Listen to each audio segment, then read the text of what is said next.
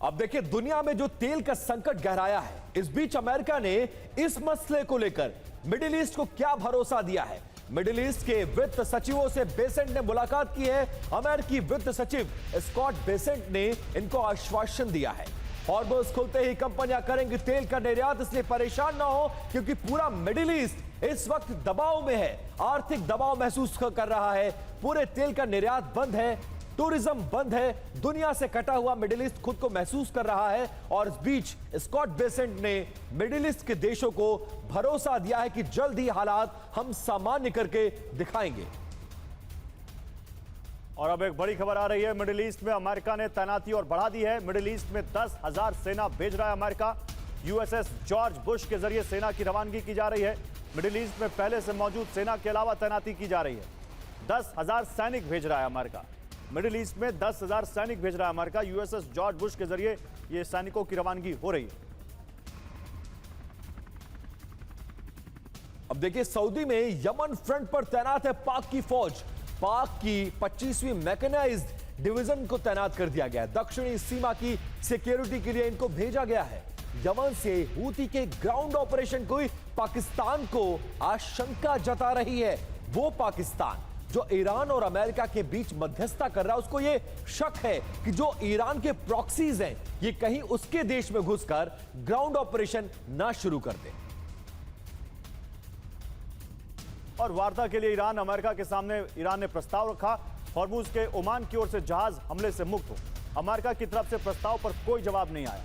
Iran ने प्रस्ताव रखा है कि ओमान की ओर से जहाज सुरक्षित हों। हालांकि अमेरिका ने अभी कोई इस पर अपना रिएक्शन नहीं दिया है। हॉर्मुज के मुद्दे पर अभी भी बातचीत में कई पेच फंसे हैं। ईरान कह रहा है कि ओमान की तरफ से जो ईरान आने जाने वाले जहाज हैं, उन पर अब हमें सेफ्टी की गारंटी मिले। अमेरिका ये सेफ्टी की गारंटी दे, लेकिन अमेरिका ने कुछ भी नहीं कहा।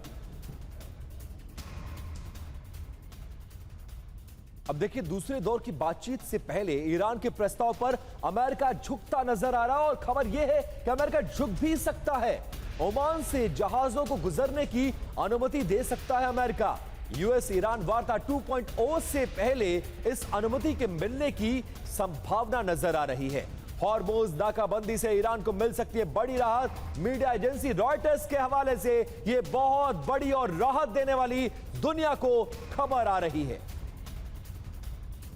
और नाकाबंदी से ईरान का आर्थिक व्यापार ठप, समुद्र के रास्ते ईरान से होने वाले व्यापार पर रोक। नाकाबंदी के उल्लंघन पर यूएस कार्रवाई को तैयार है। ईरान को हर रोज करीब 4,000 करोड़ का नुकसान हो रहा है।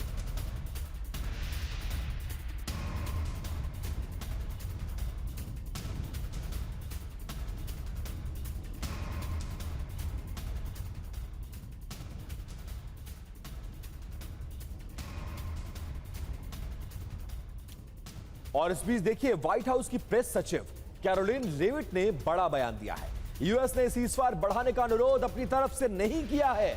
ईरान से सीजफायर बढ़ाने के अनुरोध का जो दुनिया भर में खबरें चल रही थी, उसका अमेरिका ने खंडन कर दिया। अंतर्राष्ट्रीय मीडिया में इस बात की चर्चा थी कि अमेरिका ईरान से टच में है, और जो 2 हफ्ते का सीजफायर था, बातचीत के लिए उसके टेन्योर को बढ़ाने की बात कह रहा अमेरिका। लेकिन व्हाइट हाउस की प्रेस सचिव दुनिया के सामने आई, प्रेस के सामने यह कहा कि हम अपनी तरफ से कोई इनिशिएट नहीं कर रहे हैं ताकि सीजफायर की मियाद को, उसकी अवधि को बढ़ाया जा सके।